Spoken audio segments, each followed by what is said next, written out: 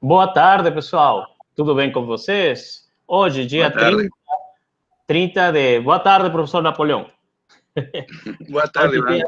Boa tarde. Hoje, dia 30 de outubro, tipo, são as 3 horas da tarde. Estamos começando com a nossa quinto encontro de Mate Web UTF-PR. E hoje, o professor Napoleão Caro Tuesta, professor da UFPB, nos vai deleitar com sua palestra, né? O conjunto de Cantor, os números p-ádicos e outros conjuntos afins, tá? Então, eu vou ceder a palavra para o aluno Guilherme, que vai fazer a apresentação do professor. Boa tarde a todos. Eu gostaria de agradecer a presença de todos os participantes, e em especial eu agradeço a presença do professor Napoleão. Eu vou falar um pouquinho sobre o seu currículo. Napoleão Caro Tuesta possui graduação em matemática pela Universidade Nacional Maior de San Marcos, no Peru, mestrado em matemática pela Universidade Federal Fluminense e doutorado em matemática pela Universidade de São Paulo. Atualmente é professor associado do Departamento de Matemática da Universidade Federal da Paraíba. Sua área de pesquisa está concentrada nas áreas da álgebra e geometria algébrica. Professor Napoleão, a palavra está com o senhor. Obrigado, Guilherme. Boa tarde a todos vocês. Muito obrigado pelo convite para participar desse encontro organizado pela Universidade Tecnológica Federal de Paraná, certo? Em especial, eu gostaria de agradecer a meu grande amigo Ivan Gonçalves, que é professor e organizador aí do evento também, e também, claro, a seu irmão Michel e Guilherme e todos os professores do departamento. E, bom, em geral, gostaria de agradecer a todos vocês por participarem do encontro. Bom, então, eu vou começar aqui a compartilhar, né? Deixa eu ver aqui.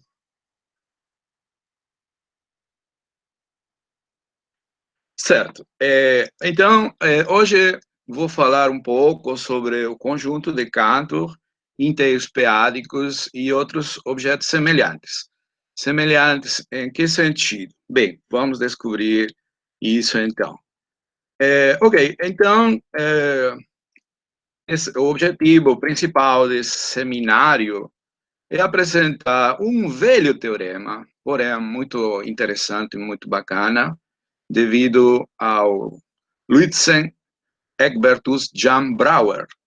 O Brouwer talvez seja mais conhecido por seu clássico teorema do ponto fixo, né? Do ponto fixo que aparece muito quando a gente estuda, por exemplo, topologia algébrica, né? E de fato, uma das provas desse teorema é usando homologia singular, por exemplo, não?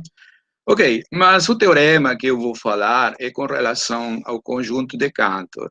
Esse teorema, esse resultado, vai caracterizar o conjunto de Cantor em base a algumas de suas propriedades topológicas.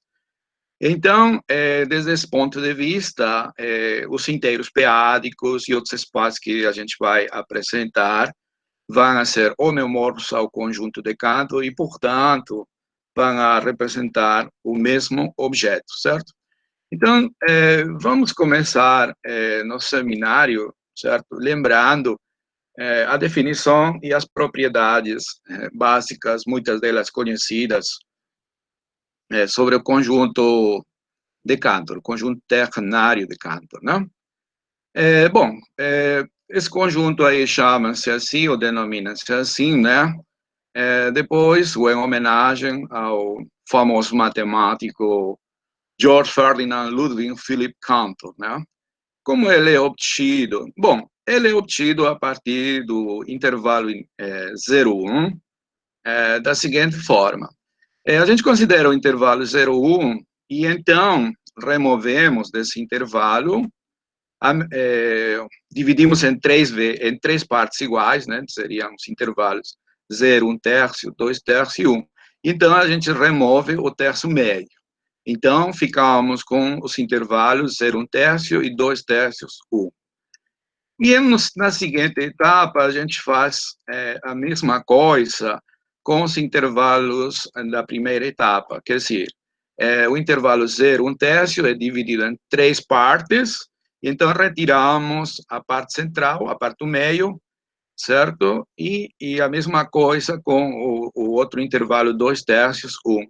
Então, ficamos com essas peças aí, né? De 0 até 1/9, 2/9, 1/3, 2/3, 7/9 e o intervalo 8/9 até 1, certo?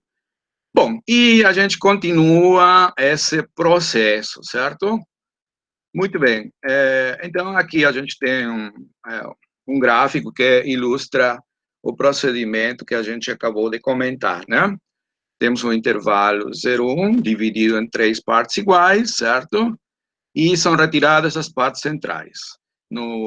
A gente faz a mesma coisa na seguinte etapa e assim por diante, certo? Muito bem. Em cada etapa, a gente vai ter uns intervalos, né, que estão aparecendo, e vamos denotar por CK a união de cada um desses intervalos, assim obtidos na késima etapa, né? Por exemplo, na etapa inicial a gente não fez nada, então C0 seria o intervalo inicial, 0,1. Na seguinte etapa, aqueles dois intervalos, né, onde a gente retirou o terço central, e assim por diante, certo? Muito bem. Então, esse gráfico aí, né, ilustra essas etapas, esses intervalos corretos.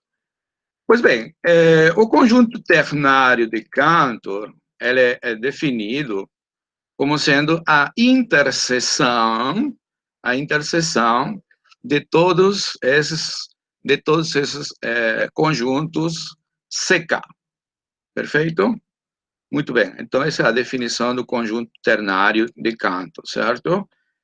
Uma coisa que a gente já pode observar é que quando a gente mune de uma topologia, a topologia induzida da reta, então, como cada um desses CK são intervalos fechados, eles vão ser conjuntos fechados, conjunto de Cantor já vai ser um fechado, né? E como ele mora dentro do intervalo 0,1, que é limitado, então ele vai ser também um conjunto compacto. Isso aí vai ser uma das propriedades importantes que, junto a outras, vão caracterizar a nosso conjunto. Bom, o conjunto de Cantor.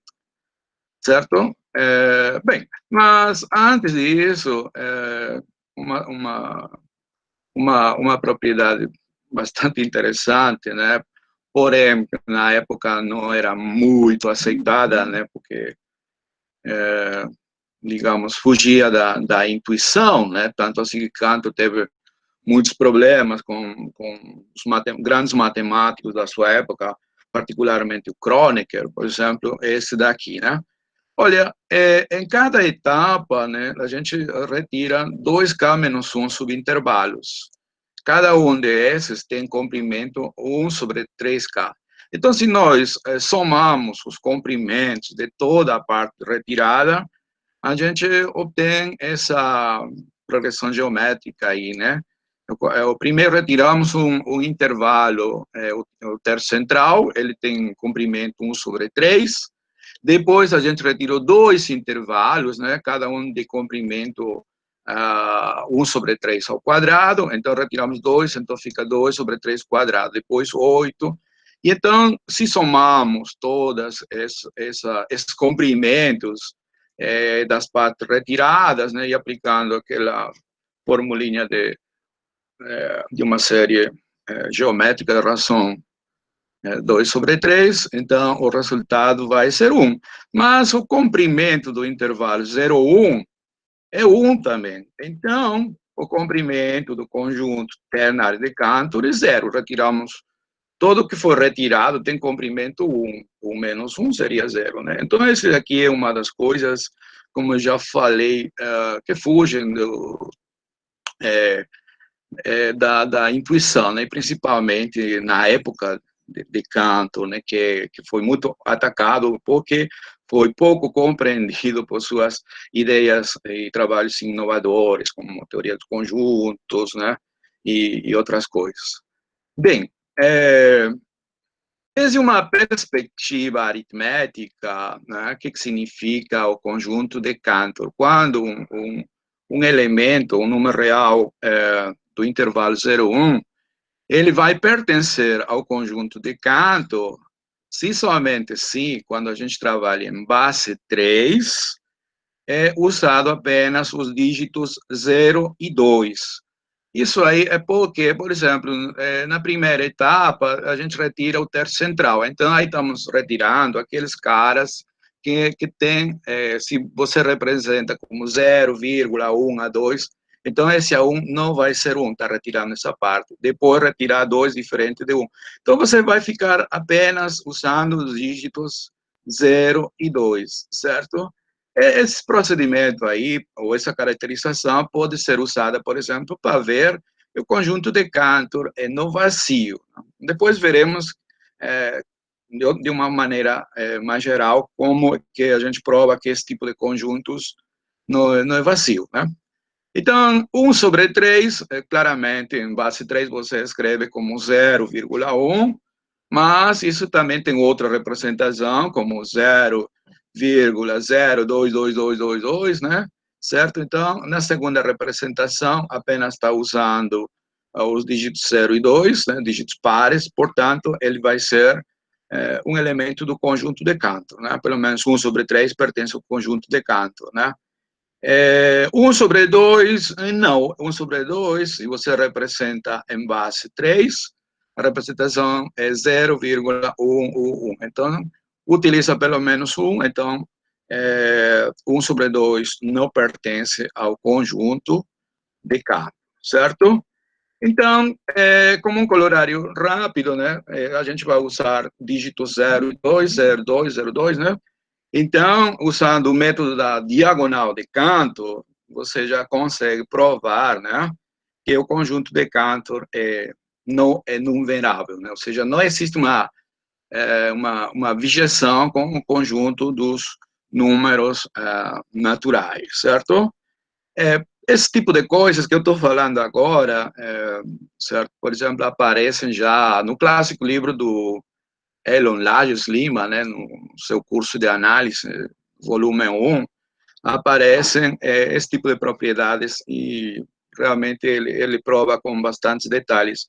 De fato, quando eu comecei a me apaixonar pelo conjunto de Cantor foi quando estava lendo o livro do Elon, né? Achei um conjunto muito interessante e fora do comum.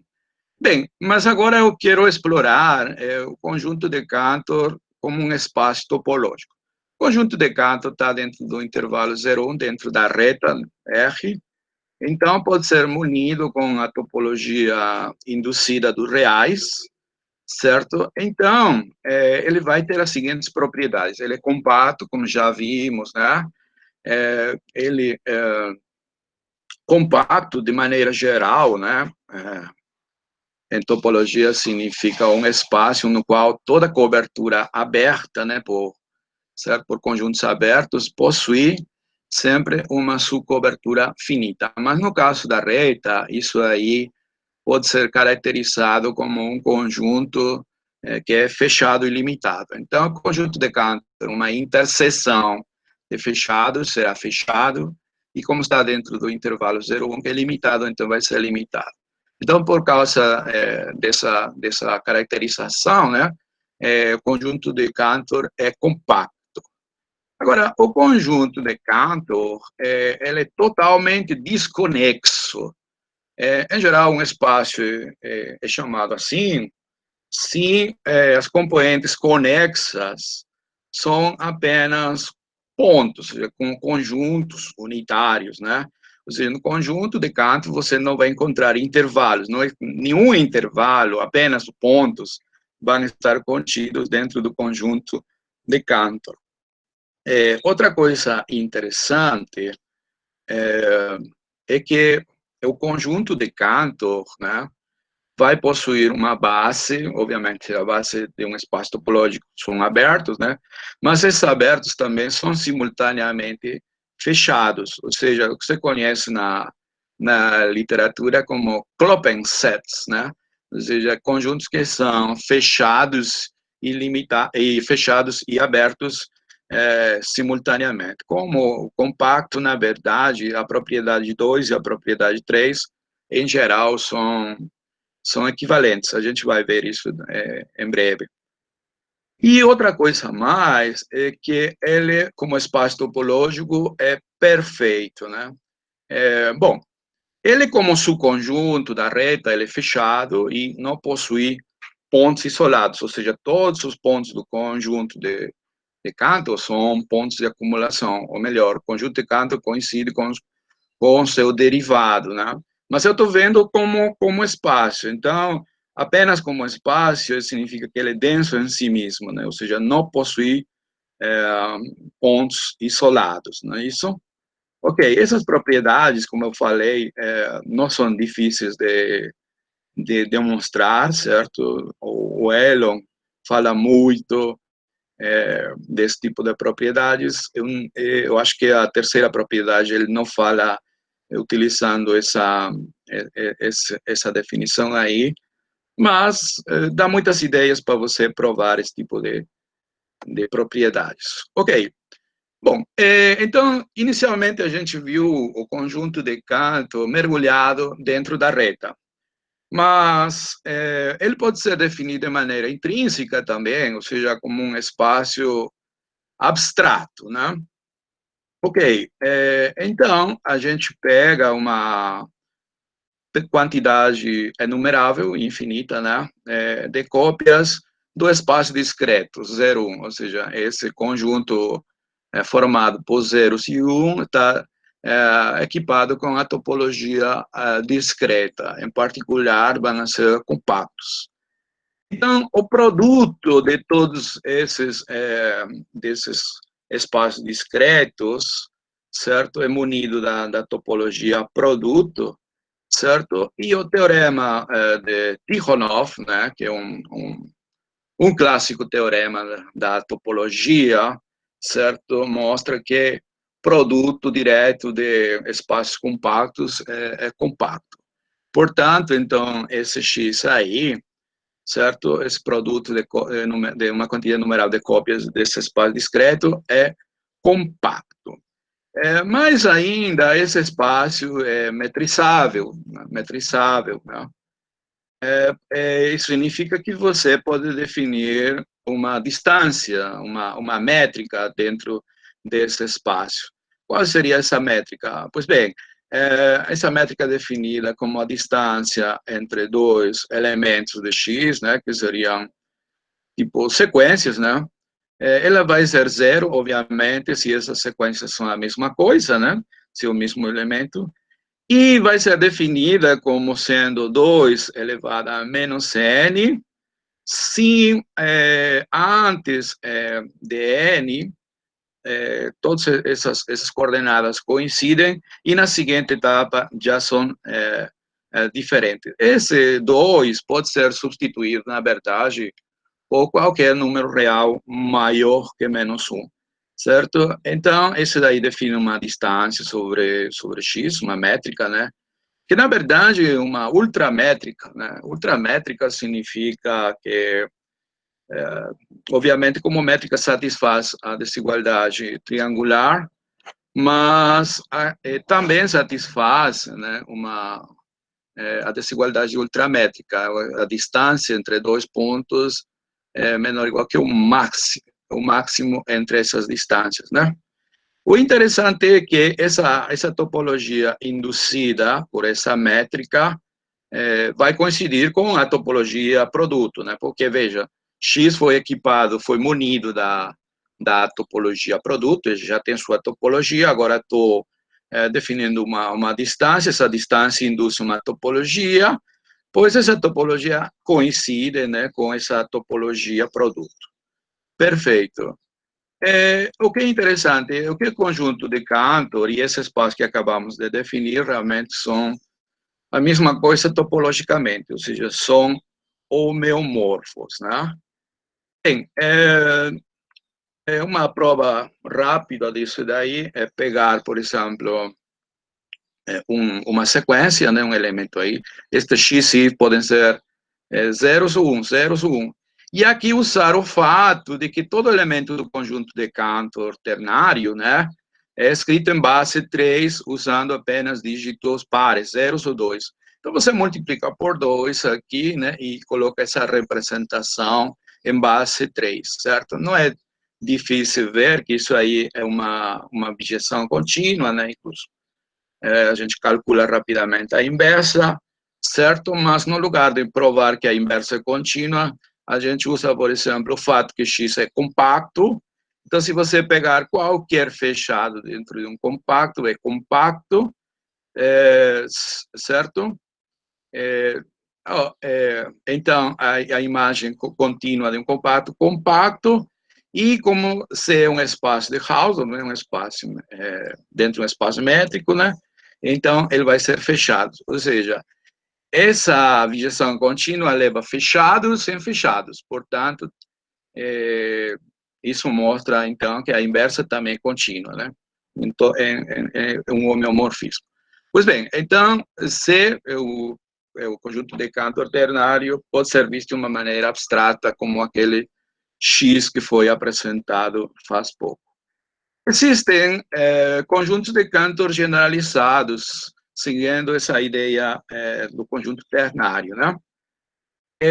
Bom, você pega um número primo qualquer, né, primo qualquer, e você divide seu intervalo 0, 1 em 2p menos 1 subintervalos do mesmo comprimento. Obviamente, esse comprimento vai ser 1 sobre 2p menos 1. Veja, se você considerar o primo p igual a 2, então você vai dividir em 4 menos 1, 3 subintervalos de comprimento, né, 1 sobre 3. Então, seria a generalização do conjunto de Cantor ternário, não é isso? Ok, então, você o que vai fazer é retirar os intervalos que ocupam a posição par. E dessa forma, o que fica, você chama de K1. Faz a mesma brincadeira em K1, não é isso? Fazendo o mesmo procedimento anterior. Mas já pode ir notando que se você trabalhar em base P, então os elementos desse K1, se você retirou aqueles que ocupam a posição par, é porque nessa base aí, você está, na base 2p menos 1, desculpa, não a base P, na base 2p menos 1, você está escrevendo de tal forma que A1 seja um dígito par, você vai ficar com 0, 2, porque os outros da segunda posição, quarta posição, são 1, 3, você está retirando os dígitos ímpares, certo? Muito bem. Então, K1, novamente, é dividido em 2p menos 1 intervalos, né? A mesma brincadeira. Obtemos a união de todas essas partes não retiradas, você chama de K2, e em que sentido é caracterizado em perspectiva aritmética, né? Se você escrever na base 2p menos 1, A1 e A2 usam dígitos pares, certo? Bem, e assim a gente repete esse procedimento, certo? Então, como é de esperar, o conjunto generalizado de Cantor, que vamos denotar como CP, é definido como a interseção desses conjuntos KIs, certo? Como já falamos, o conjunto ternário de Cantor, ele vai coincidir com C2, né? Já falamos isso. E se a gente usar a base 2p menos 1, então podemos caracterizar esse conjunto generalizado CP como aquele conjunto formado por números reais entre 0 e 1, que na base 2p menos 1 usam apenas dígitos pares, obviamente compreendidos entre 0 e 2p menos 1, certo? Muito bem. Novamente, esse conjunto, ou esses conjuntos de cantos generalizados, certo? São munidos da topologia inducida da reta, né? Obviamente, como uma interseção de fechados limitado, vai ser compacto. Também não é difícil provar que eles são totalmente desconexos, zero dimensionais e perfeitos, tá bom? Então, por favor, guardem essas propriedades aí, né? É, que aparecem tanto para os ternários, conjunto ternário de Cantor, e para esses conjuntos generalizados de Cantor, né? Compacidade, que são totalmente desconexos, né? E que são zero dimensionais, têm bases formadas por Kloppens, certo? E além disso, não possuem pontos isolados, são perfeitos. Bem, vamos falar agora um pouco, né, sobre os números p-ádicos, certo?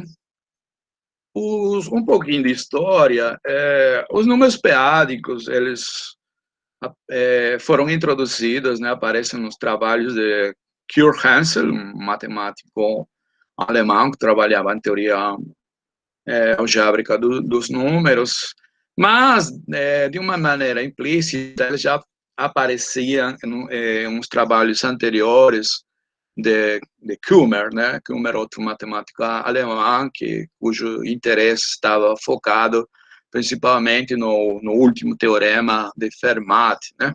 Ele, inclusive, se emocionou achando que tinha provado o teorema, mas daí foi encontrado um problema técnico, certo? Ok. Bem, os números p-ádicos, né, foram motivados inicialmente uma tentativa de trazer técnicas do método das séries de potências. Já vou explicar isso aí, né? As séries de potência introduzidas pelo Weierstrass, né? Weierstrass, conhecido como príncipe da análise, né?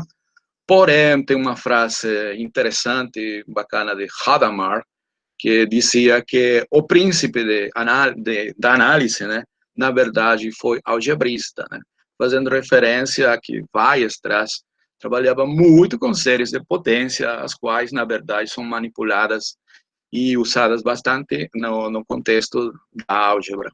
Correto? Então, tentava-se utilizar ou emular essas ideias no contexto da teoria algébrica dos números, né? E já vai aparecer isso aí. Ok, mas isso aí não ficou, né, apenas nessas tentativas, né? Agora, a influência dos números, dos p-ádicos é muito mais rica, né? Por exemplo, existe o campo da análise p-ádica, né? Que eu coloquei fornece essencialmente uma forma alternativa de cálculo, no sentido de que tentava-se imitar quais resultados clássicos da análise sobre os reais ou sobre os complexos também funcionam nesse contexto, né? Certo? Existe, por exemplo, livro muito interessante da Svetlana Katlov, da Universidade de Pensilvânia, né? Cujo livro é justamente destinado a estudantes da graduação e é feito nesse contexto, certo? Porém, o análise p-ádica agora tem vida própria a partir dos trabalhos de John Tate e a evolução que se chama agora geometria rígida, certo? E tem muitas aplicações, né? Então, os matemáticos que trabalham na parte aplicada, certo? Utilizam bastante as propriedades do mundo p-ádico, por exemplo, na física matemática. Na física matemática, por exemplo, na física teórica, no mundo quântico, se fala certo, do comprimento de Planck, certo? Que teoricamente seria uma quantidade que não existe um número menor que esse daí, né? Mas segundo a propriedade aritmética clássica, você, dado um número real, por muito pequeno que seja, você sempre encontra outro menor. Mas no mundo real isso não acontece. Então, é necessário usar outros modelos, certo? Não descartando totalmente os reais, mas sim misturando com os p-ádicos, né? Então, eles usam muito, por exemplo, os chamados ADLs, né, que é uma teoria que mistura os números reais com os p-ádicos, né, nesse contexto, os números reais formam o que chama o corpo p-ádico infinito, certo? E que foram introduzidas pelo o matemático francês, famoso, Bourbachiano, André Weil, certo? E também, bom, se aplica na biologia, ciência da computação, etc. Mas dessas coisas eu quase não sei nada, então somente vou mencionar. Perfeito. Mas que são os números p-ádicos, afinal, né? Seja P um número primo, certo? Vamos introduzir inicialmente desde o ponto de vista completamento, como a gente estuda no primeiro curso de análise funcional. Então, dado um número racional x diferente de zero e um primo, você consegue, obviamente, escrever esse número racional como um quociente de dois números inteiros. Então, tanto no numerador como no denominador, você pega as maiores potências de P, ou seja, no sentido de que a maior potência de P que divida eles, né? Faz essa diferença, né? E aí consegue esse expoente N, certo? Que pode ser, que em princípio é inteiro, né? Porque o denominador pode ter uma potência maior. O que fica são números inteiros, coprimos com P, certo? Todos esses caras aí, e A e B também são coprimos entre si e coprimos com P. Muito bem, esse N aí, né? Ajuda a definir um valor absoluto p-ádico como sendo P elevado a menos N, certo? Na teoria algébrica, esse N é conhecido como valuação p-ádica, né? P elevado a menos N, certo? Esse P, na verdade, pode ser substituído por qualquer outro número real maior que 1 também, né? Quando x é zero, você define o valor absoluto p-ádico igual a zero. Muito bem, eu estou aqui falando de valor absoluto, né? E por que valor absoluto? Porque essa função aqui tem as mesmas propriedades que o valor absoluto usual sobre os racionais, por exemplo, né? A diferença está em que eles satisfazem uma propriedade mais forte, né? Que é a desigualdade ultramétrica, certo? Muito bem. E tem um teorema bacana de Ostrovsky, né, matemático russo, que diz que sobre os números reais, certo? Somente existem os valores absolutos triviais, trivial, né? Os valores absolutos, o valor absoluto usual e para cada primo os valores absolutos p-ádicos, né? Certo? Muito bem. Por exemplo, né, se eu tenho 75 em base 5, 75 eu escrevo como 5 ao quadrado multiplicado por 3. Esse 3 eu comprimo com 5, então esse 2 me dá a avaliação. Então, por definição, vai ser 5 elevado a menos 2, 1 sobre 25. Né? 4 sobre 9, eu escrevo aqui, esse 4 não tem nada em comum com 3, né?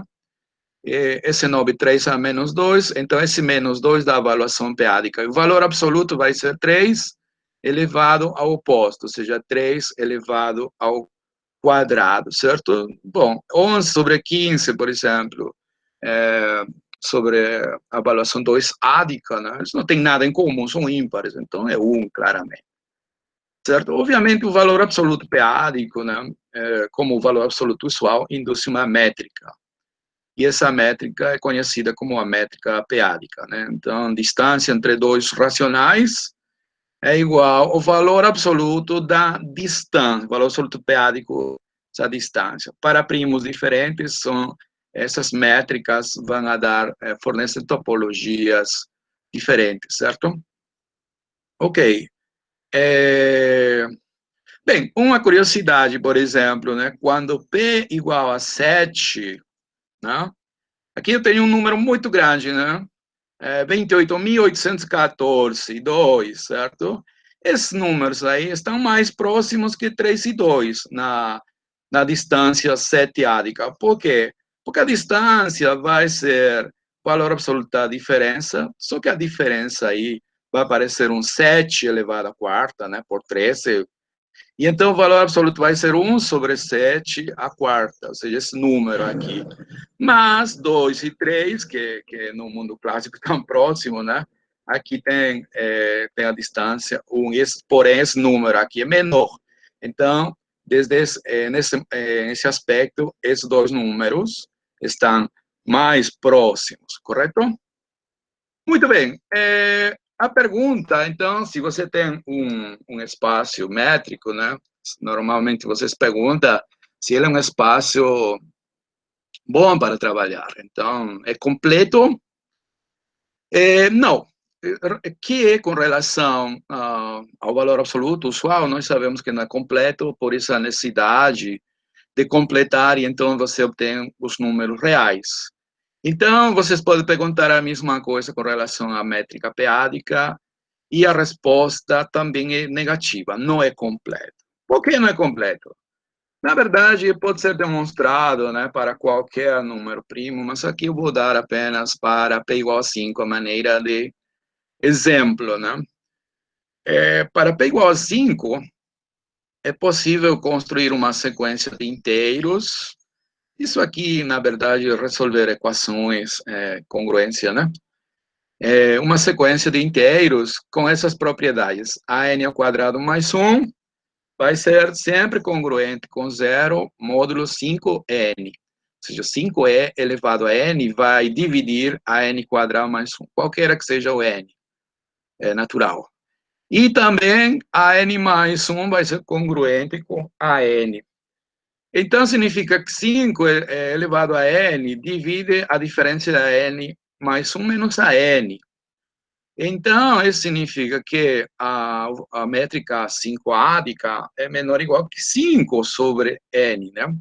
Portanto, né, como estudar aqui pode ser feito tão pequeno quanto você quiser, escolhendo um n suficientemente grande, isto aqui vai ser uma sequência de Cauchy, certo?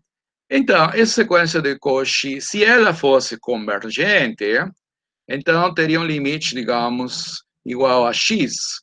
Como 5n divide a n quadrado mais 1, né? Então, esse é para todo n, certo? Então, essa norma aqui, a n quadrado mais 1, deveria ser menor ou igual que 5 sobre n. Então, vai para 0. Então, o limite ao quadrado mais 1 deveria ser menor ou igual que 1 sobre 5n para todo mundo. Então, deveria ser 0. Ou seja, você acharia um racional cujo quadrado é igual a menos 1, o qual, obviamente, é impossível nos números racionais, certo? Portanto, a gente obteve uma sequência de Cauchy que não converge, para p igual a 5. Pode ser feita, mas de outra forma, né? Eu escrevi isso aí no meu trabalho de TCC, faz muito tempo, né? Quando estudava na Universidade de São Marcos, aí está com bastantes detalhes, porque realmente que não é completo. Muito bem. O fato, com relação à métrica p-ádica, o fato é que você sabe que qualquer espaço métrico possui um completamento. Se é um corpo, o completamento também é um corpo. Isso aí pode ser demonstrado, né? Certo? O que acontece que muitas vezes na análise funcional não coloca essa hipótese, né? Não coloca uma estrutura algébrica adicional, apenas um espaço métrico que possui um completamento e, obviamente, como o corpo, o espaço inicial não tem estrutura algébrica, o outro não tem por que ter. Mas se o primeiro tem, por exemplo, um corpo, um anel, esse outro também. Então, esse corpo a gente denota habitualmente por QP. E ele é chamado corpo dos números p-ádicos, né? O valor absoluto p-ádico, a métrica p-ádica, pode ser, então, estendida ao corpo dos números p-ádicos. Perfeito? Muito bem. Então, você já vai ter um espaço, um corpo métrico. Nosso amigo Hensel deu uma maneira bacana, uma caracterização bacana dos números p-ádicos. Falamos que os números p-ádicos, a intenção original era, certo, imitar o comportamento de séries de potência. Pois bem, você consegue escrever qualquer número p-ádico com uma série de potências de Laurent, né, no sentido que vai existir, por exemplo, aqui eu considerei quando esse M aqui é um número inteiro, né? Digamos que M é um menos K para algum natural, então vamos ter uma parte principal, né? Que no caso, por exemplo, você estuda análise complexa, né? Vê aquelas funções que têm polos e tal, né? Então tem uma parte principal e a outra com as potências inteiras, é chamada essa parte inteira, tá? Então, o fato é que X pode ser escrito como uma série onde as potências negativas são finitas e a parte das potências positivas em P pode ser infinita, tá certo? Mas um detalhe importante, esses coeficientes AN aí, eles são inteiros, porém compreendidos entre 0 e P menos 1. Então, é como se você escrevesse na base P de maneira infinita. Ok, nosso interesse está naqueles números p-ádicos que não tem essa parte principal é zero, não tem potências negativas, certo? Ou seja, esses caras aí, tá bom? Então, se você chama esse conjunto formado por esses números p-ádicos que não têm potência negativa em P, de ZP, você prova facilmente, né, usando a multiplicação. A multiplicação é como se você multiplicasse na base P. Isso mesmo, só que de maneira provavelmente infinita. Tá? Então, ZP é um subanel de QP, certo? E esse anel é o famoso anel dos inteiros p-ádicos. Só que uma curiosidade interessante é que esse conjunto aí, de CP, coincide com aqueles números p-ádicos cuja norma p-ádica é menor ou igual a 1.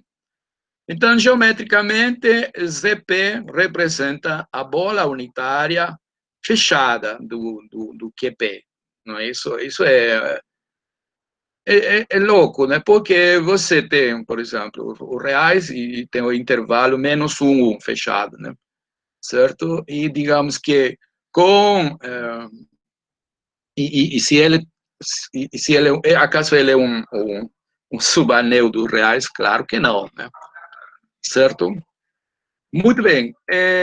Ele não é um anel, não é um anel qualquer, na verdade, é um anel de evaluação discreta, né? Não vou falar dessas coisas algébricas, não.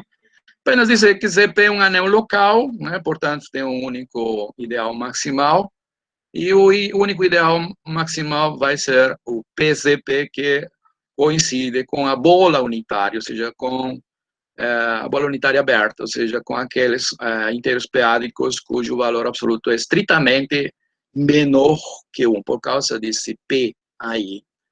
Perfeito? O corpo residual de um anel local é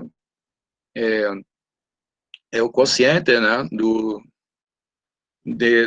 anel com seu ideal maximal, que seria o PZP, e é possível mostrar que ele realmente é igual a FP, né, o corpo de Galois de P elementos. Ou seja, que normalmente a literatura FP aparece como Z sobre PZ, certo? O corpo dos inteiros residuais módulo P, certo? Isso aqui já mostra, como consequência, que se você tem um primo diferente, né, um Q diferente, né, então, seu corpo residual vai ser isomorfo ao FQ, que não vai ser isomorfo ao FP, portanto, algebricamente, para primos diferentes, inteiros p-ádicos e q-ádicos não são isomorfos algebricamente. Muito bem. Eu queria agora apresentar os inteiros p-ádicos desde outra perspectiva, uma perspectiva talvez mais algébrica, né? Que é os limites inversos, né? Algébrica e topológica, os limites inversos de espaços topológicos. Então, vamos lembrar aqui. Suponhamos que temos lambda, justamente um conjunto parcialmente ordenado, dirigido, né? Dirigido no sentido que, dados dois caras, sempre existe um cara maior que ele, né? E vamos supor que para cada índice, x-alfa é um espaço topológico. Vamos supor também que, dados dois índices, alfa e beta, sendo alfa menor ou igual que beta, você tem uma aplicação contínua do maior, digamos, para o menor, certo? Então, essa coleção aí de espaços topológicos indexados por esse conjunto dirigido, mais essas aplicações contínuas, toda vez que alfa menor ou igual a beta, vai ser chamada um sistema inverso de espaços topológicos, né? Estou interessado apenas em espaço topológico, mas isso aqui aparece na álgebra também, se você mudar de categoria, né? Então, sim, a primeira coisa, se eu vou de alfa para alfa, então f alfa alfa vou exigir que seja a identidade. E se você tem outro cara maior, né? Alfa menor ou igual a beta, menor ou igual a gama, então, como esse gama é maior, eu tenho uma aplicação para beta. Como esse gama é maior ou igual que alfa, eu tenho uma aplicação para alfa. E de beta para alfa. Então, vamos exigir que esse diagrama aqui, ou esses diagramas, na verdade, sejam todos comutativos, né? A composição dessa função com isso daqui tem que dar essa função aí. Esse é um sistema inverso de espaços topológicos. Toda vez que você tem um sistema inverso, né, existe um objeto universal que é chamado limite inverso. Tá? Eu não vou apresentar aqui como alguém que satisfaz uma propriedade universal. Já vou apresentar diretamente um modelo do limite inverso, tá bom?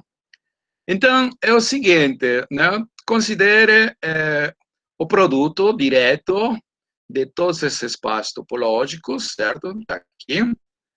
E então, esse conjunto aqui, limite inverso, é por definição, todas as sequências, digamos aqui, certo? Vamos chamar de sequências, usando a linguagem, de tal forma que a betaésima coordenada é levada via o mapa que vai de x-beta para x-alfa em x-alfa, toda vez que alfa menor ou igual a beta, certo? Ok, esse produto aqui está munido da topologia produto, certo? Então, esse limite inverso vai ser visto como um subespaço. Então, vai estar equipado com a topologia induzida. Tá bom? Então, se cada um desses x-alfa é um espaço de Hausdorff compacto e não vazio, então esse limite aqui também vai ser espaço de Hausdorff compacto e não vazio. A propriedade de Hausdorff ela é facilmente vista porque produto de Hausdorff é Hausdorff e subespaço de Hausdorff é Hausdorff. Pode ser herdado, não tem problema. A compacidade, para você mostrar a compacidade, o produto vai ser compacto por causa de Tikhonov, certo? E é mostrado que esse limite é um subespaço fechado. Fechado dentro de um Hausdorff, ele vai ser compacto também. E para mostrar que não é vazio, né, que é um negócio mais interessante aí, na verdade, usar uma caracterização dos espaços compactos via a propriedade de interseção finita de subespaços fechados. Toda vez que você tem uma quantidade, toda vez que você tem uma família de fechados, de tal forma que se você pegar uma quantidade finita deles é no vazio, toda a interseção é no vazio. Tá? Então, você expressa isso aqui como uma interseção, dessa forma, de fechados, usa a propriedade de interseção finita, e como ele já é compacto, essa interseção vai ser diferente do vazio. Mas essa interseção é justamente o limite inverso, certo? O conjunto de Cantor, ele foi definido, certo? Ele foi definido como uma interseção, tá? Interseções, certo? Por exemplo, nesse caso de todos esses subespaços filtrados, né? Onde as propriedades, onde as funções são a inclusão, são limites inversos, então. Pode ser mostrado que são limites inversos. Então, usando esse resultado, você vê que essas interseções são não vazias, tá bom? Muito bem. Quando esses X-alfa são espaços finitos, certo? Munidos da topologia discreta, certo? E, portanto, vão ser compactos, né? Vão ser Hausdorff e tudo isso. O limite inverso também terá essas propriedades. Pois bem, por definição, um espaço profinito, ou espaço de Stone, né? Em homenagem a Marshall Harwell Stone, são, por definição, limites inversos de sistemas inversos de espaços discretos finitos, correto? Uma caracterização, ela foi definida como limite inverso. Pois bem, uma caracterização é a seguinte, né? Ser um espaço profinito é a mesma coisa que ser compacto, de Hausdorff, totalmente desconexo, certo? Ou ser compacto, de Hausdorff e zero-dimensional. Lembra que eu falei que zero-dimensional e desconexo, para o caso de Cantor, ia representar a mesma coisa, né? Que são compactos e Hausdorff, certo? Então, em particular, conjunto de Cantor tem essas propriedades. Mas lembre-se que tem uma propriedade a mais, de ser perfeito. Ainda não falamos isso, tá? Deixa quieto ele. Por enquanto, essas propriedades já garantem, graças a essa proporção, que o conjunto de Cantor é um espaço de Stone, um espaço profinito. Esses espaços profinitos aparecem muito, né? Por exemplo, no contexto da teoria de Galois infinita, né? Dado uma extensão infinita de Galois, certo? Onde esse grupo de Galois é equipado com a chamada topologia de Krull, essa topologia introduzida com o objetivo de recuperar a chamada correspondência de Galois para extensões finitas, de extensões finitas para infinitas, né? Certo?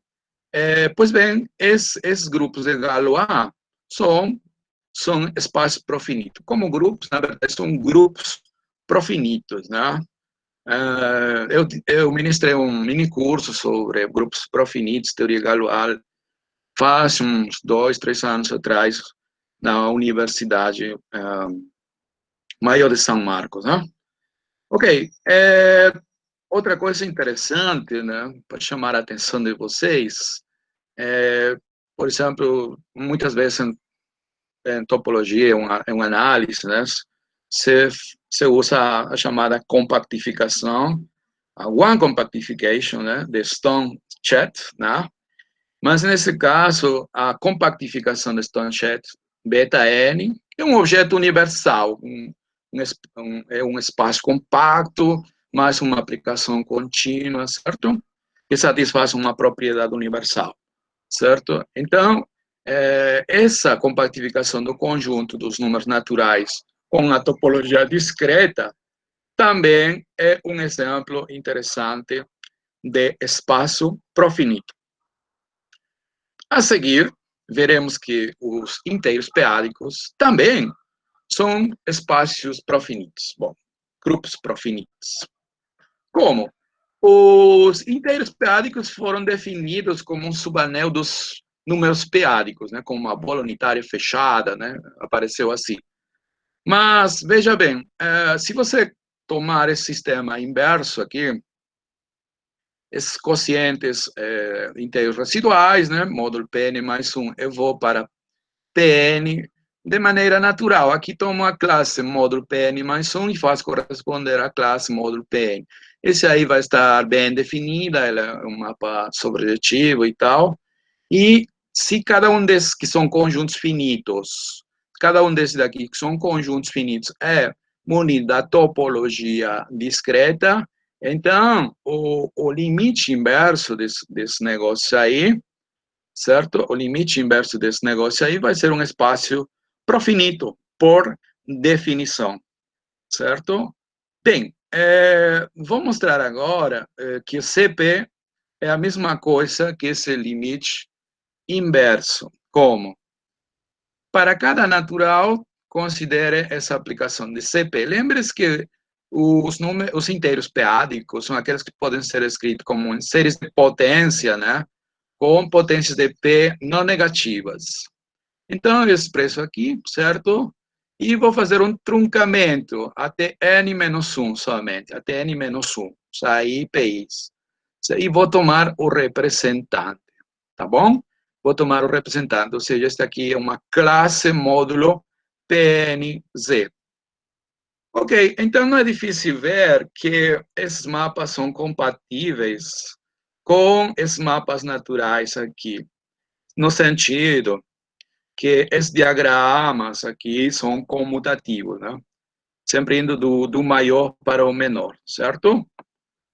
Ok, então, pela propriedade universal do limite inverso, né? Limite inverso, você consegue uma única aplicação contínua. Todos os mapas aí são contínuos, né? Estou trabalhando na categoria dos espaços topológicos, né? Então, os limites universais, eu não defini, mas eu falei que eram objetos universais, certo? Existe uma única aplicação contínua, certo? De esse espaço para o limite inverso desses caras, certo?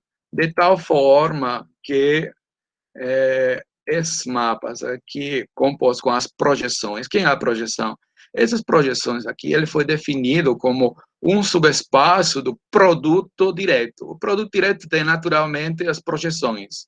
Então, isso aqui são restrições das projeções, certo? Então, a projeção enésima composta com esse mapa dá psi-n. Quer dizer, que se você pegar aqui e fazer corresponder uma sequência, então a enésima coordenada é dada como psi-n de x, ou seja, dessa forma aqui, certo? É o que está dizendo. Muito bem. Eu não vou provar aqui, são coisas técnicas, né? Mas não é difícil ver que esse psi é um homeomorfismo.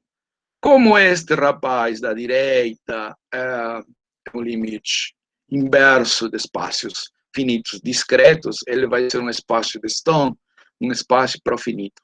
Como é um homeomorfismo ZP, então será um espaço profinito. Como consequência desse homeomorfismo, né? Certo? Temos as propriedades de que CP é compacto, já que esse limite inverso era compacto, né? CP vai ser compacto, totalmente desconexo também, porque esse limite inverso vai ser um subespaço de produto de totalmente desconexos, que é totalmente desconexo, subespaço vai ser totalmente desconexo, e também zero dimensional. Além disso, CP vai ser perfeito, né? Aliás, eu já falei dessas coisas, né, na proposição que caracteriza os espaços profinitos, está aqui, ó, os espaços profinitos são aqueles que têm essas propriedades, perfeito, é isso mesmo. Então, o CP, sendo homeomorfo, já tem essas propriedades. Só estaria faltando o fato de ser perfeito, né, ou seja, que não tem pontos isolados. Mas isso aí é fácil de ver, né? Você dá um epsilon maior que zero qualquer, um número inteiro p-ádico, né, qualquer, e pela propriedade arquimediana, né, você consegue uma p elevado a um menos m, com m natural, que é menor que epsilon. Defina esse y como sendo x mais p elevado a m. Isto daqui é um inteiro p-ádico, p a m, obviamente. Então, toda essa soma está em CP. Mas a diferença, que vai ser igual a PM, tem valor absoluto P a menos M, que é epsilon. E, obviamente, essa diferença é diferente de zero, certo? Então, você encontrou nessa vizinhança de X um cara diferente dentro de ZP.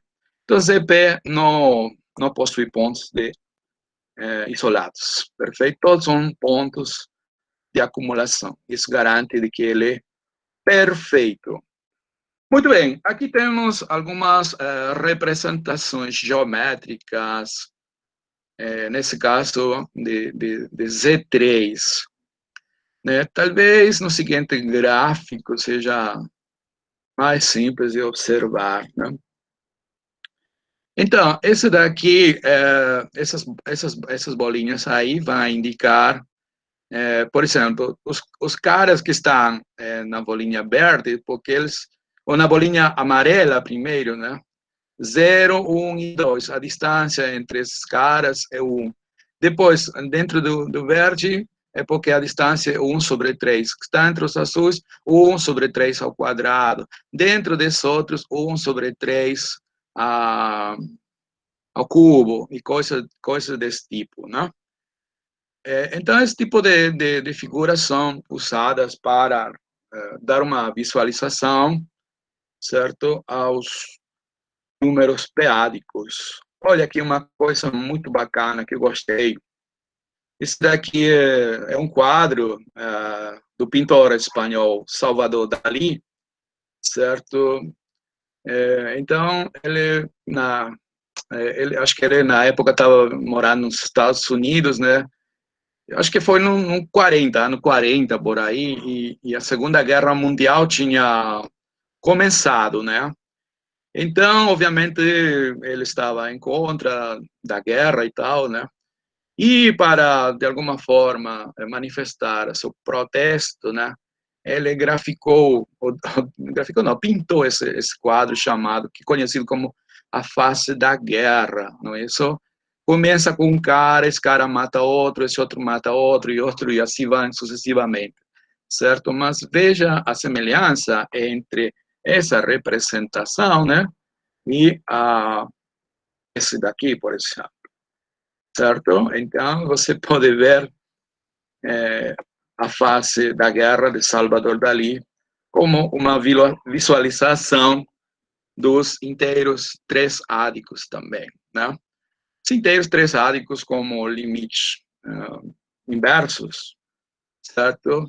Também podem ser vistos como árvores. Por exemplo, este aqui eu peguei, né, tá em inglês, inclusive, eu peguei de um trabalho, acho que tem a ver com biologia, umas coisas desse tipo, ok?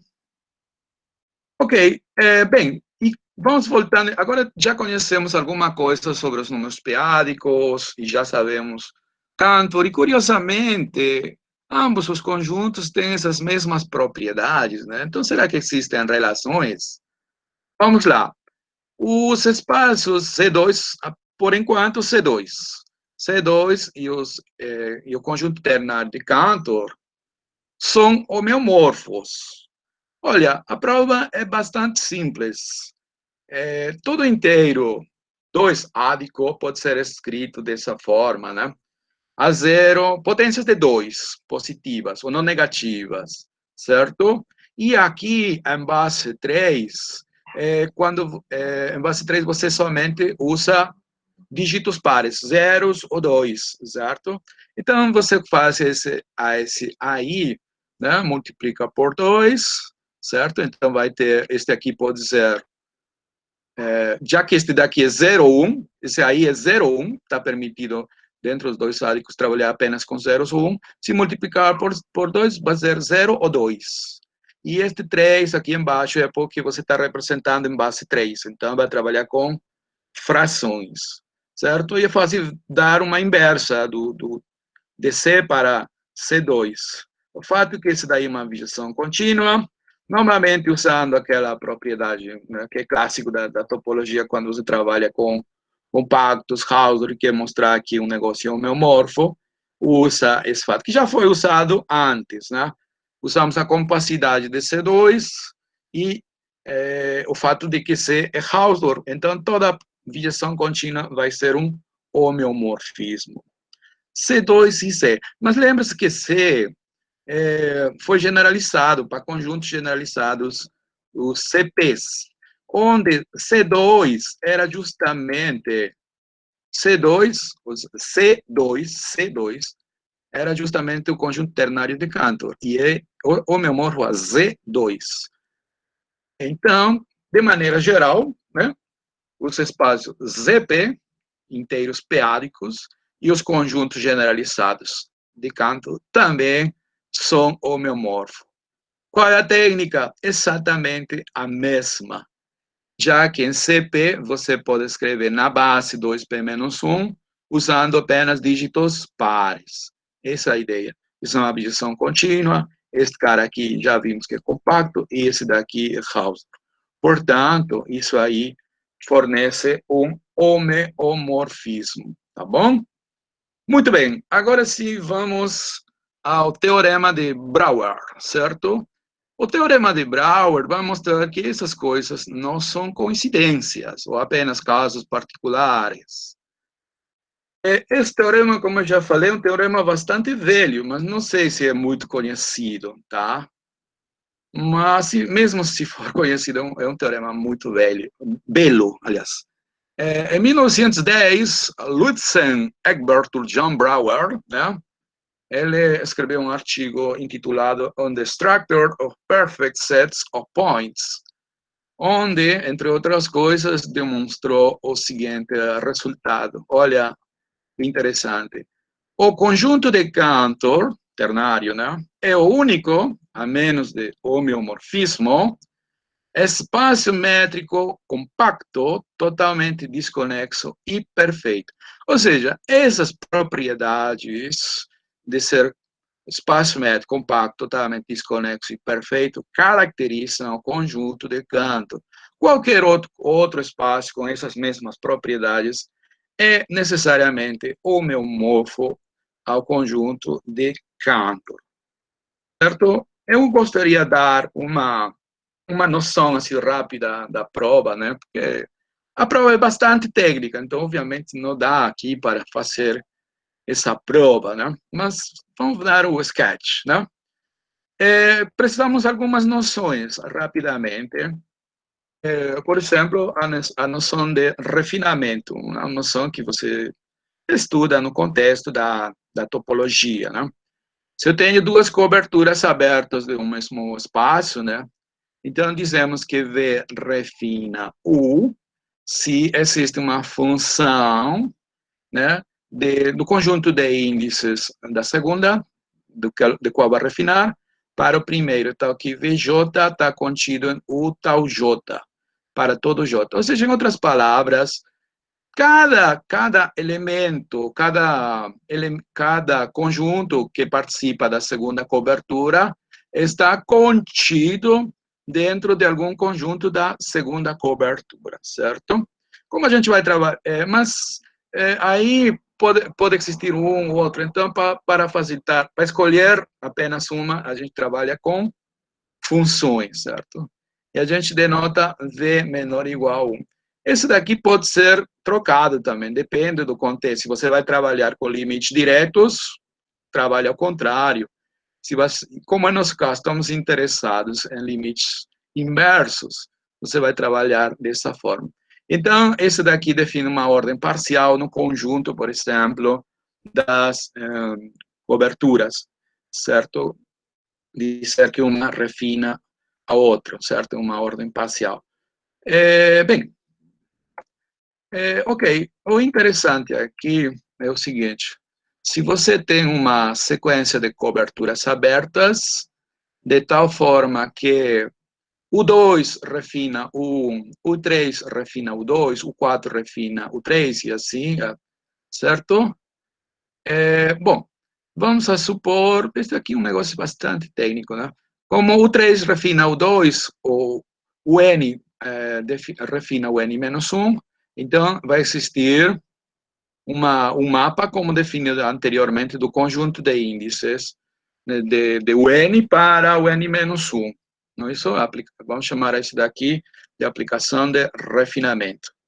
Associada a essa sequência de coberturas, a gente pode fornecer um sistema inverso, um sistema inverso derivado, certo?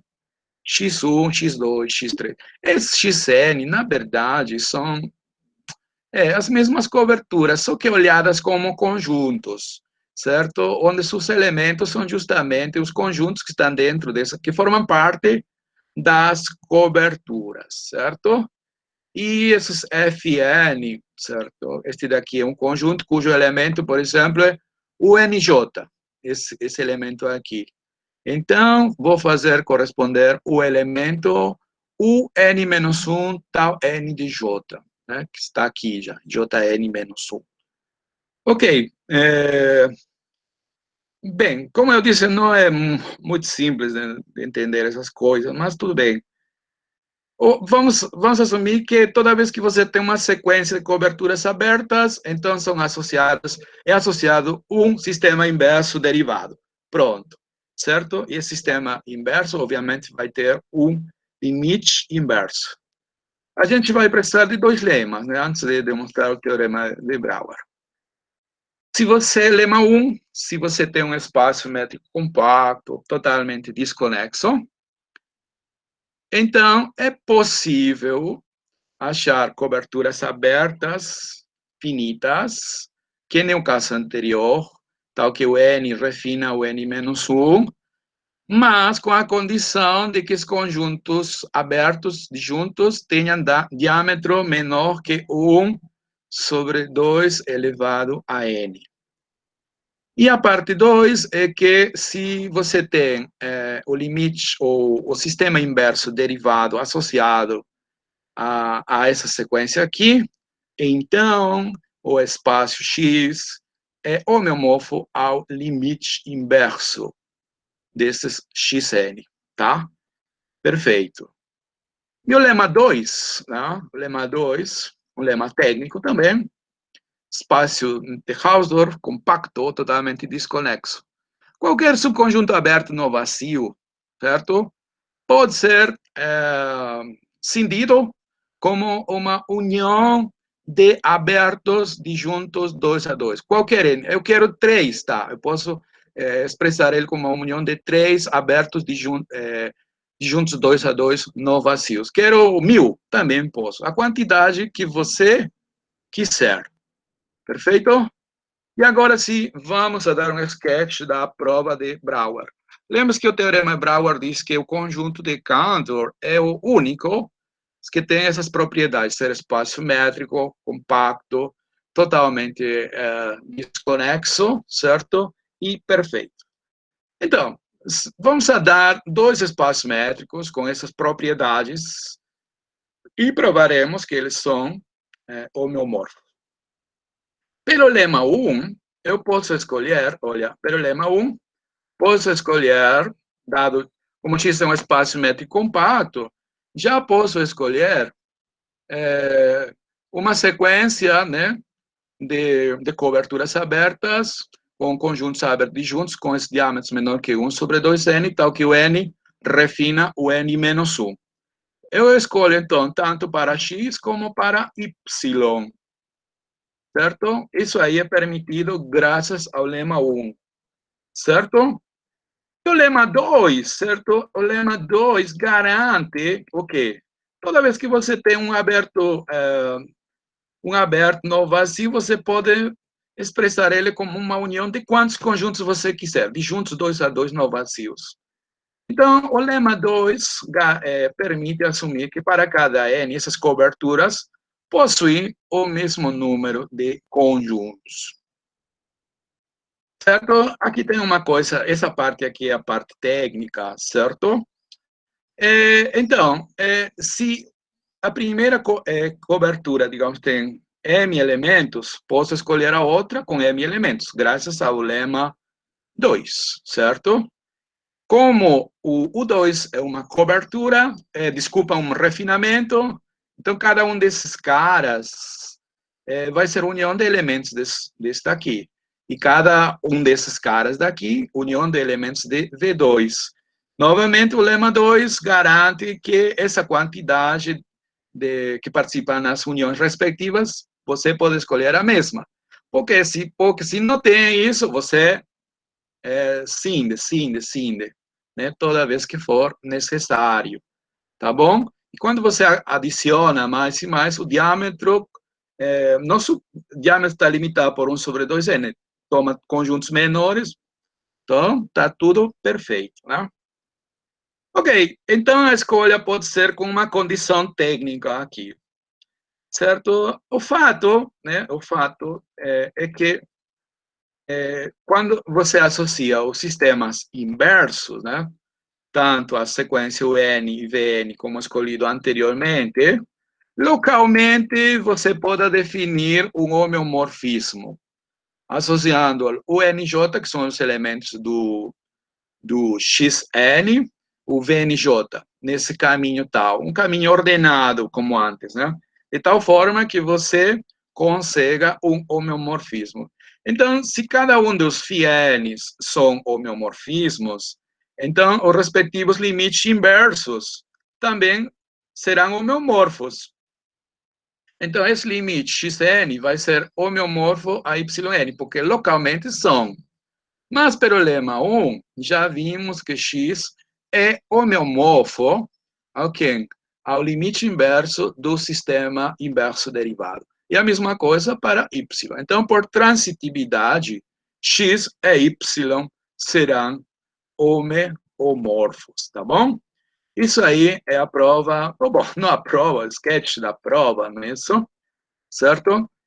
Do teorema de Brouwer. Corolário, para todo primo, a gente viu separadamente, né, que Z2 é homeomorfo a C, e o CP é homeomorfo ao CP. E entre eles, pois bem, todos eles, conjuntos generalizados de Cantor e inteiros p-ádicos CP, todos têm as mesmas propriedades. Então, consequência do teorema de Brouwer, serão homeomorfos ao conjunto ternário de Cantor. O espaço de Cantor também é homeomorfo ao espaço produto enumerável de infinitas cópias de C. Se você multiplicar C por C infinitas vezes, tomar o produto, né, com a topologia produto, você mostra que esse daí tem essas propriedades e as propriedades que caracterizam o conjunto de Cantor, portanto, vai ser homeomorfo ao conjunto de Cantor. E, finalmente, para já acabar com nossa palestra, né? Gostaria de apresentar um objeto que eu achei muito bacana, chamado o Colar de Antoine, certo? O Colar de Antoine é em homenagem a Louis Antoine, que foi um professor, um matemático francês, né, que é colega de Julia, e que introduziu um objeto fractal aqui, como a gente vai ver, bastante interessante, certo? Mas o problema dele foi que ele ficou cego bastante cedo, né? A uma idade relativamente jovem, né? Certo? Mas aí Julia, certo? Levegh, que também foi professor dele, certo? Fizeram com que ele continuasse estudando, assim, tomando aquele exemplo do grande Euler, certo? Então, ele realmente continuou na matemática, né? Produzindo coisas interessantes, principalmente na topologia e sobre fractais. Mas o que é o Colar de Antoine? Vamos partir, ele vai ser construído que nem o conjunto de Kant de maneira indutiva. Vamos a partir com um toro, né? Um toro sólido, certo? Esse donut aí, que é o produto, né? Da circunferência pelo disco, né? Segundo D2. Então, no seguinte passo, no interior desse toro aqui, né? Dentro do toro, você considere toros menores enlaçados entre si, certo? De maneira que formem os elos de uma corrente, né? Os eslabões de uma cadeia, que seria em espanhol, digamos, certo? Bom, se você quer formalizar tudo isso, você divide em 4, certo? Mas, na verdade, pode ser uma quantidade qualquer, né? Uma quantidade qualquer. Aí na Wikipédia você pode achar esse gráfico, por exemplo, aqui estão 18 touros embutidos, né? Certo? Dentro do touro inicial. Aqui você pode ver melhor, certo? Aqui você pode ver melhor. Você tem o touro inicial, né? E dentro dele vê pequenos touros já como elos de uma cadeia, certo? E assim, em cada touro, você continua esse processo, não é? Isso aqui, para fazer bonito, se na etapa 4, a seguinte etapa, 4 ao quadrado, blá, blá, blá, e todas essas coisas, né? Mas pode ser uma quantidade diferente. Aqui temos, por exemplo, um gráfico, né, da seguinte etapa, ou aqui, esse daqui eu extraí dessas belíssimas notas de paisagens matemáticas, né? Certo? E então, o colar de Antoine é definido como sendo a interseção de todos esses xn, certo? Então, o primeiro x1 é o touro, certo? X1 é o touro, x2 vai ser a união desses 4 touros, ou de outra quantidade diferente de touros. Imagine que aí tem 4, né? Na seguinte etapa, 4 ao quadrado. Então, ó, na enésima etapa, xn será formado por 4n menos 1 touros ligados, em cada um dos quais 4 touros, 4 outros touros menores estão embutidos, e a união dos 4n touros ligados definirá o seguinte, xn mais 1, certo? Tudo dentro de R3. Então, o colar de Antoine é definido como sendo a interseção de todos eles, né? Essa interseção aí de fechados pode ser visto como um limite inverso de compactos fechados não vazios, portanto, vai ser não vazio, né? Ou encaixado, se você quiser, né? E, além disso, você pode mostrar, né, que esse aí é um espaço compacto, obviamente métrico, totalmente desconexo e perfeito. Então, graças à caracterização do conjunto de Cantor via o teorema de Brouwer, o colar de Antoine é isomorfo ao conjunto ternário de Cantor. Perfeito? Então, na parte final, gostaria Bom, vocês já sabem essa frase que achei muito interessante, né, devido ao grande David Hilbert, ninguém nos poderá expulsar do paraíso que Cantor criou para nós, certo? Isso aí. Muito obrigado, amigos, e desculpem aí pelo tempo. É isso aí. Obrigado.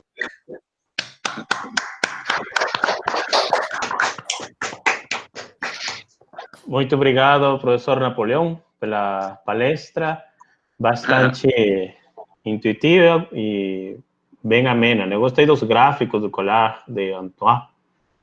Eu não tinha visto. Sim. Eu tinha visto anteriormente, mas, bem, passei por alto a relação com o conjunto de Cantor, né? Achei bem interessante.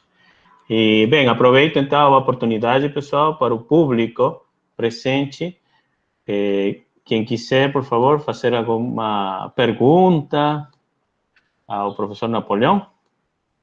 Eu. Eita, Arturo. Vamos, professor Arturo. Parabéns, Napoleão. Muito obrigado, palestra. Arturo. Obrigado. Gostei. Aprendi um pouco de teádicos. Cara, qual que é o gênero desse colar de Antoine? Gostei dessa superfície de Riemann.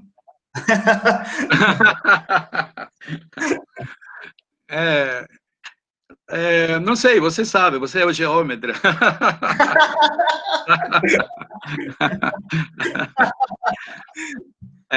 Eu sou apenas um algebrista aí. Porque tem esses, tipo, entrelaçado, né? Esse aí é um fractal, na verdade, né? Um fractal. Uhum. Não, mas esse é compacto, né? Sim. Uhum. Tem estrutura de... tipo o Cantor. Uhum. Tem um touros entrelaçados. Então dá para... Todos entrelaçados. Exatamente. Acho que dá para pegar um ponto base e lançar os laços, né? Aí onde fecha, tem um gênero e vai lançando os laços para calcular. Vou colocar um exercício de superfície. Então. Seria interessante. Vou colocar 3 lacinhos entrelaçados, três tourinhos. Eu confesso que o colar de Antoine, olha, o colar de Antoine, eu não estava familiarizado com esse objeto, e aí tem uma professora que faz divulgação, uma espanhola, o nome é Marta Nacho, acho que é o nome dela, certo? Se não estou enganado, certo? Ela no Facebook sempre coloca coisas interessantes. E uma das coisas interessantes que colocou nos seus chamados cadernos de matemática foi justamente isso aí. E aí eu vi, opa, este daqui é canto, né? Eu canto. Então, esse aí eu tenho que colocar na palestra. Entendeu? Foi. Mas, digamos que é novo para mim também esse objeto. Não conhecia até uns dias atrás, certo? Mas é interessante, muito interessante o objeto. Sim. Uhum. Mas aí, professor Napoleão e Arturo, aqueles gráficos na primeira instância que o Napoleão colocou são touros, mas, digamos, não tem interseção, né? São touros não. que não são um bloco só. Então, cada um teria que ter um... Exatamente, porque você vai... É tipo um conjunto de canto, né? Ou seja, parece que ao final não está sobrando quase nada, né? Entendeu? Então, ao final, são coisas totalmente desconexas, né? É bastante contraintuitivo. Não, tudo é contraintuitivo. Quando você estuda os números p-ádicos, bom, aliás, quando estuda os conjuntos de canto, e se surpreende, né, que na hora que você vai tirar os intervalos, né, depois você junta tudo, você tem um intervalo de 0 a 1, então você tirou tudo com esse procedimento, né? Isso já é contraintuitivo já no começo, né? Exatamente. Por exemplo, esse negócio da ultramétrica, não? Que faz, por exemplo, que nas bolas, aí eu falei da bola unitária, certo? Então todo mundo pensa num centro, né? Um centro fixo, que é no contexto dos números reais, mas, na verdade, demonstrar que qualquer ponto pode ser o centro. Qualquer ponto é o centro, entendeu? Olha aí, Arthur tá Arthur tá pensando, viu? Isso é bom. Agora o negócio é desenhar, né? Estou pensando na uma bola cujo centro é todo ponto. Professor... Estou pensando na homologia, pegar um ponto base e tirar os laços e ver quantos geradores tem. Temos que pensar isso com calma. Bem, então, pessoal, tem alguém mais que deseja fazer alguma pergunta para o professor Napoleão? Uma coisa, Napoleão, uma coisa só para ilustrar um pouquinho mais sobre os números p-ádicos, né? Eu vou citar um texto do Alan Robert, né, que tem um livro. Alan Robert, sim. Ele expressa assim, por exemplo, se você está aqui na Terra, logicamente, você quer ir para a Lua, imagina que você traça um caminho que liga ambos, e esse caminho segue as relações dos números reais, né? Então, o ponto de início seria aqui em casa, digamos, e você avança sempre com um passo fixo, tamanho 1 metro, meio metro, etc. E você vai em direção à Lua. Então, se você tem esse caminho percorrido pelos números reais, em algum tempo finito você chega lá, porque sempre você está acrescentando, né, uns passos finitos, de comprimento fixo. Então, você sempre vai chegar lá. Mas, se você tira esse caminho criado nos números reais, se você coloca os números p-ádicos, e você tem a mesma ideia, né, você os liga, tá? E supõe que a distância p-ádica entre a Terra e a Lua é maior do que 1, digamos distância 2, tá? E você vai avançar do mesmo jeito por essa linha, né? Entre aspas, linha p-ádica. Então, você vai avançando por um comprimento sempre os passos fixos, você nunca chega na Lua. você vai se perder sempre no caminho, vai avançar e nunca chega. Você não consegue passar dessa bola de raio 1. Né? Porque esse negócio é no arquimediano, né? É no arquimediano. Justamente, a explicação é isso. Por exemplo, os números naturais, eles estão contidos, né? Inclusive de maneira densa, certo? Uma coisa que você pode usar para, por exemplo, calcular não, construir funções contínuas p-ádicas definidas sobre CP é definir sobre N via um processo chamado de interpolação, certo? Então, basta definir sobre os naturais. Mas o que eu queria falar é que os naturais, dentro dos p-ádicos, estão limitados. Coisa não arquimediana totalmente. Esse é o problema, né? Certo? Está limitado por 1, né? Sim. Quando é normalizado, sim, por 1, claro. Normalizado, estou falando no sentido de que você define com esse P, né? Mas se você definir com outro, sai outro valor. Mas limitado, afinal, não é isso? Não, eu queria falar uma coisa, 2 coisas, aliás. Na época, quando eu trabalhava para fazer esse trabalho, né? Que lá nós chamamos de licenciatura, né? Mas é diferente da licenciatura aqui no Brasil, né? Licenciatura lá no Peru é para você ter um título da universidade, não é isso? Depois de estudar o bacharelado. Então, trabalhar com o Dr. Contreras, que é um professor muito apaixonado pela matemática, né? E eu apresentava sempre desde uma perspectiva algébrica, porque minha mente sempre foi assim, algebrizada, né? Estou aqui, que é local, não sei o que e tal.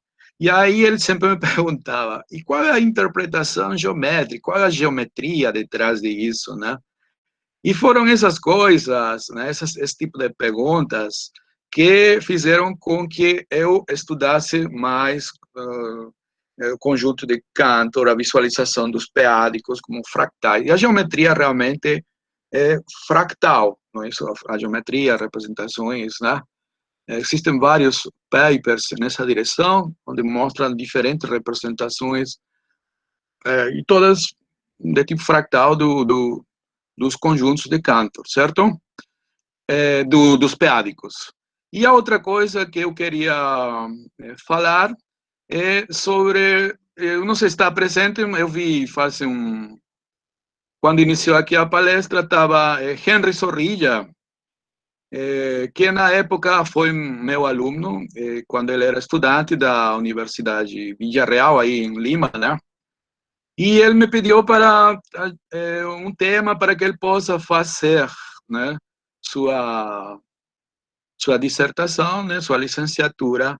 E justamente parte das coisas que eu falei, né, que inclusive envolve o Teorema de Brouwer, né, não o último colar de Antoine, porque é outra coisa, limite inverso também não, mas uma parte bastante importante aparece no trabalho dele também, certo? Então eu queria, certo, chamar a atenção nesse sentido, ok? Então, professor... E o Miguel, sim, diga. Sim, não, desculpa. Bem, eu tenho uma pergunta aqui de uma Alessandra Ercília Pereira Silva. Ela pergunta se tem você conhece alguma literatura inicial, né? Ou algum trabalho que a gente possa encontrar na internet em relação à sua apresentação? Com certeza. Bom, eu esqueci. Ou pode recomendar alguns, né? Sim, eu esqueci de colocar aí, desculpem, a bibliografia. Bem, se você quer estudar todas essas coisas do conjunto de Cantor, certo? Você pode revisar o livro do John Willard, né? Um livro de topologia, certo? Um livro muito, muito bacana, certo? Mas que não é muito difundido, mas é muito interessante. Tá aí, certo? Sobre os números p-ádicos, depende da direção que você queira tomar, né? Se seu interesse, por exemplo, é algébrico, para começar, você pode ler o livro do Jean-Pierre Serre, né? Um curso em aritmética, né? Onde ele divide na parte analítica e na parte algébrica. E na parte algébrica começa falando sobre os números p-ádicos, né? E levando nessa direção, certo? O Neil Koblitz também, né? Que é levado desde essa perspectiva algébrica. E da perspectiva analítica, o livro que você falou, Alain Robert, né? Um livro muito bonito, né? Certo? Um livro muito bonito. O nome mesmo é A Course em P-Adic Analysis, né? É orientado justamente a fazer análises sobre o corpo p-ádico e suas extensões, porque o corpo p-ádico não fica somente aí.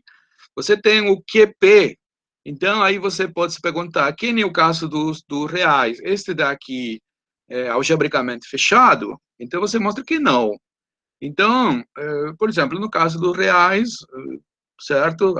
O fecho algébrico são os complexos. Só que os complexos, esse caso é muito particular e muito bacana porque você estendeu somente duas dimensões, ou seja, C como espaço real é R2, certo?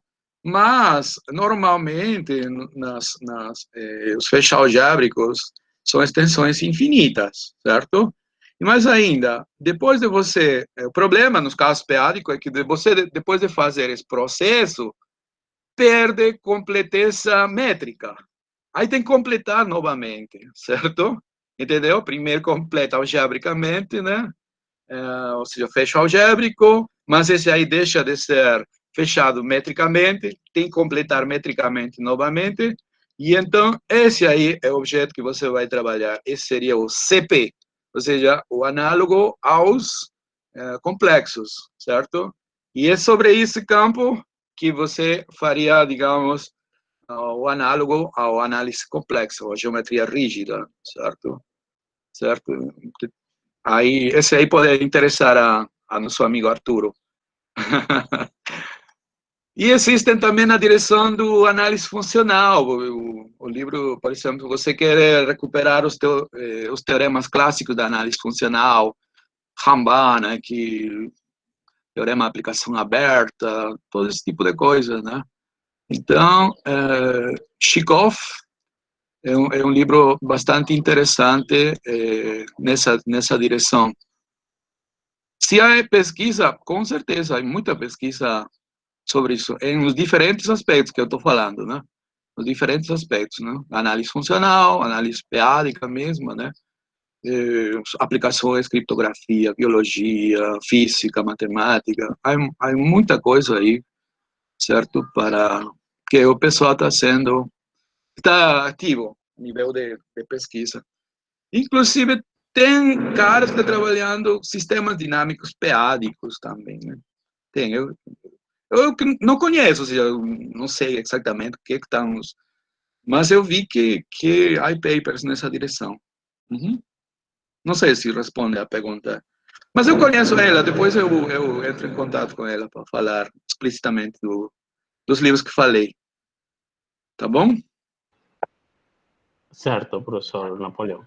Ainda mais também para a galera das EDPs aqui presentes, né? Tem equações diferenciais p-ádicas também, para mergulhar. Sim. Tem grupos ali p-ádicos. Tem Tem de grupos tudo. ali p-ádicos. E A teoria de Hodge Hodge, né? p-ádica, que você quer. Tem de tudo aí, né? Tem muita coisa. Então, tem alguma pergunta para o professor Napoleão?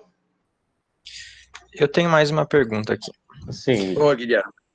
Em primeiro lugar, eu agradeço pela apresentação, parabéns, foi uma apresentação excelente. Obrigado. A minha dúvida é o seguinte, o senhor disse que o ZP é homeomorfo àquele conjunto de Cantor CP. Tem alguma coisa análoga para aquele corpo QP?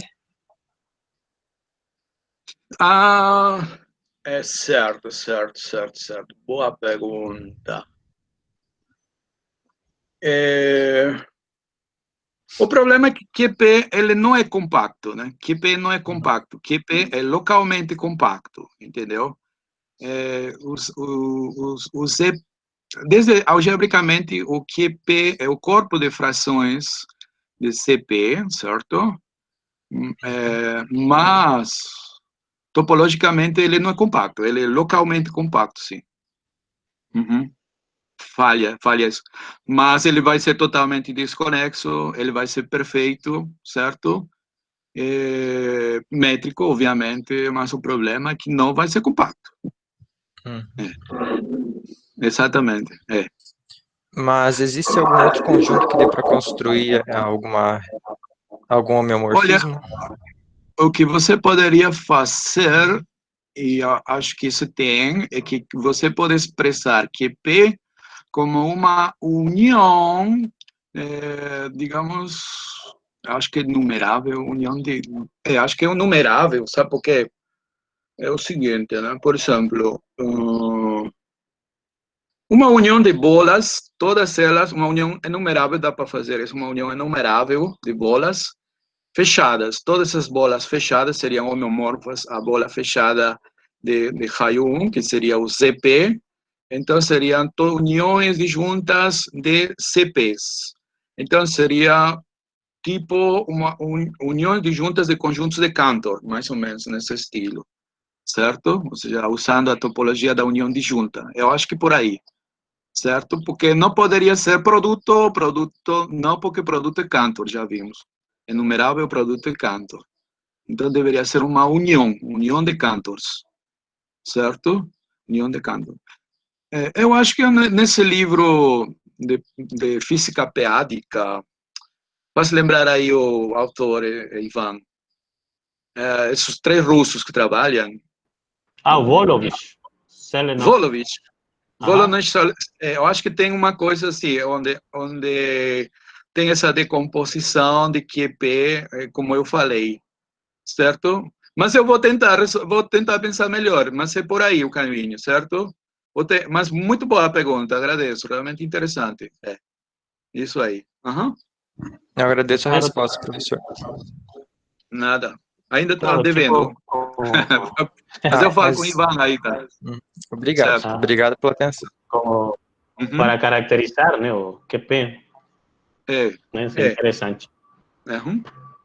Então, pessoal, tem mais alguma pergunta, alguma acotação para o professor Napoleão? Se em caso não tiver perguntas, então, eu vou pedir para todo mundo, você costume já aqui no MateWeb, né, liberar agora sim o microfone e uma batida de palmas para o professor Napoleão, por favor. Pessoal, pela excelente palestra que ele deu hoje. Obrigado, amigo. Obrigado. Tá? Obrigado. Agradeço bastante de parte do grupo de MateWeb, né? Os alunos envolvidos, agora que somos vários, são já vários alunos que estão se aderindo ao nosso grupo, o professor Michael, ao Guilherme, que estão desde faz tempo já com a gente, né? E ao professor Napoleão por aceitar, assim, gentilmente o convite. E já de antemano, já estou reindicando que vai agora sim falar só de peádicos, né, professor? Mais pra frente. Tá certo. Tá bom. Certo. Muito obrigado, Ivan. Muito obrigado a todos vocês, né?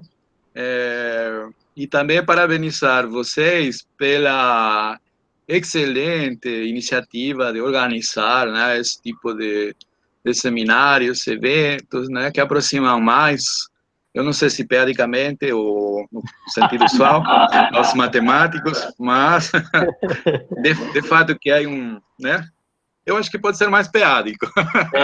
Mais peádico. A compartilhar, né, suas pesquisas, seus conhecimentos, tanto de pesquisa, divulgação, é isso aí. Como o Hilbert falou, né, ninguém poderá nos retirar do paraíso que Kant criou para a gente, né? A matemática, nos casos, né? A matemática realmente é uma paixão, né? Você começa a gostar dela, a entender ela, né, aos poucos, né?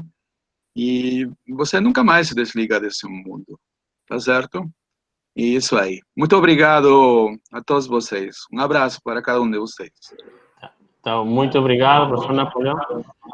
Eu, bem, como de costume, eu vou parar a gravação e depois a gente vai bater um papinho de leve. Certo.